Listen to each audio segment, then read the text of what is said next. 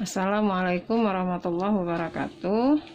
Baik, Ibu akan membahas materi mengenai redoks dan elektrokimia. Nah, kamu sudah kenal ya, redoks itu sudah kita pelajari di kelas 10. Redoks itu singkatan dari reduksi dan oksidasi. Nah, misal Ibu biar membuat contoh ya, misal ada reaksi seperti ini. Ya. Jadi Fe di sini nggak ada muatannya. Di sini reaksinya menjadi Fe2+. Nah, kalau dalam bentuk reaksi, muatan kan di sebelah kiri, ini artinya di sebelah kiri, sebelah sini, ini sebelah kanan. Itu muatannya kan harus sama ya.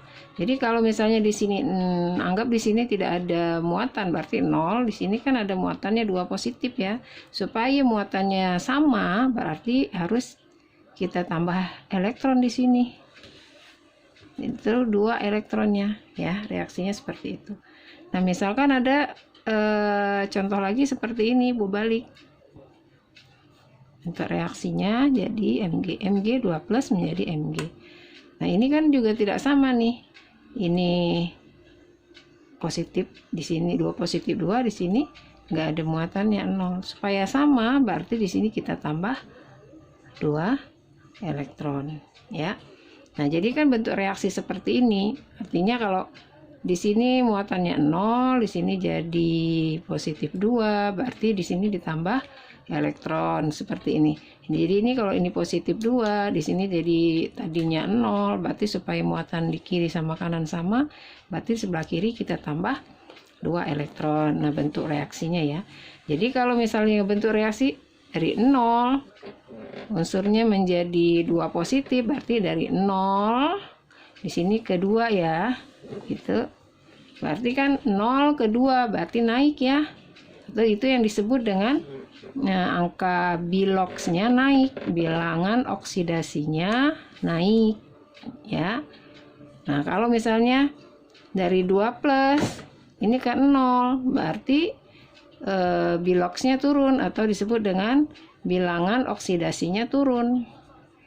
Nah, dari 2 contoh ini bisa kita golongkan kalau yang bilangan oksidasinya naik, ini disebut dengan reaksi oksidasi ya. Nah, kalau yang bilangan oksidasinya turun seperti ini disebut dengan peristiwa reduksi. Nah, nanti di sini kita akan mencoba membahas mengenai redoks, misalnya dengan tadi ya, dengan naik bilok gitu ya, naik bilok berarti oksidasi, turun bilok berarti reduksi, atau ditandai juga dengan elektron nih, ada elektronnya. Jadi kalau di sini tidak ada elektron, di sebelah kanan ada elektron, berarti Fe melepaskan 2 elektron. Berarti ini selain bilok, berarti dia juga melepas elektron ya. Jadi bisa dilihat dari, Ibu ulang, bisa dilihat dari naiknya bilok. Jadi bilok tadi angka yang ada di sini di 0 jadi positif 2, itu peristiwa oksidasi, atau peristiwa lepasnya elektron. Ini dia elektronnya. Jadi kalau kenapa elektron ada di sebelah kanan, supaya muatan di kiri sama di kanan sama, makanya ini +2. Elektron itu kan muatannya negatif ya, negatif berarti positif 2 dikurang 2 gitu ya, jadi 0. Ini juga sama, positif 2 dikurang 2 jadinya 0, supaya muatannya sama ya. Atau kalau +2 di sini jadi 0, berarti kan biloksnya turun, itu reduksi ya. Atau peristiwa kalau ini lepas elektron, ini Fe melepaskan 2 elektron, kalau ini berarti supaya muatannya sama, berarti dia menangkap elektron. Ini menangkap elektron. Sampai sini paham ya? Oke, sekarang baru kita masuk ke materi penyetaraan reaksi redoks. Nah, penyetaraan reaksi redoks ini, penyetaraan reaksi redoks itu bisa kita lakukan dengan dua cara ya. Yang pertama dengan cara penyetaraannya Bilok dengan cara bilangan oksidasi atau disingkat dengan Biloks ya, bilangan oksidasi. Bilangan oksidasi. Yang kedua itu dengan cara setengah reaksi atau dengan setengah reaksi oksidasi dan setengah reaksi reduksi atau disingkat juga dengan cara peristiwa melepaskan elektron. Jadi setengah reaksi ya, setengah reaksi oksidasi juga dengan setengah reaksi reduksi. Oke, sekarang kita lanjut ke penyetaraan bilangan reaksi redoks dengan yang pertama tadi dengan bilangan oksidasi. Nah, kalau dengan bilangan oksidasi atau Bilok, berarti kamu harus paham cara menentukan Bilok ya. Misal nih Ibu buat contohnya cara menentukan Bilok dulu ya. Kita masuk ke contoh aja. Misal ini ada reaksi Fe2+ ditambah MnO4 menjadi Fe3+ ditambah Mn2+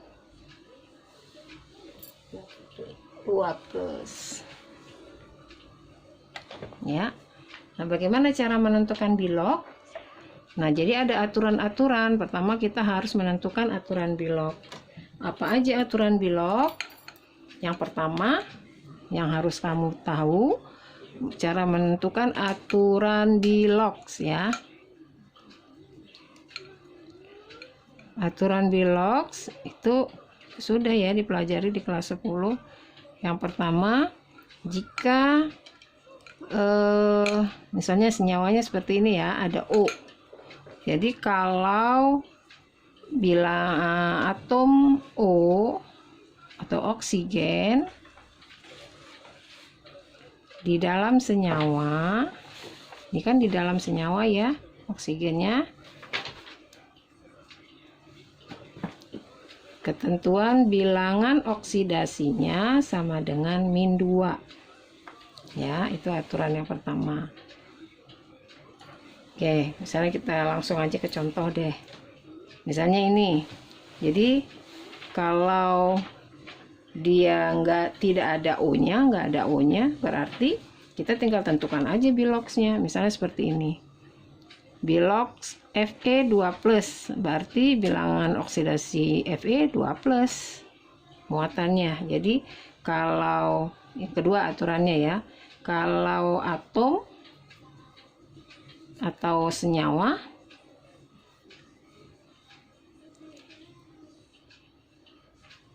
yang bermuatan,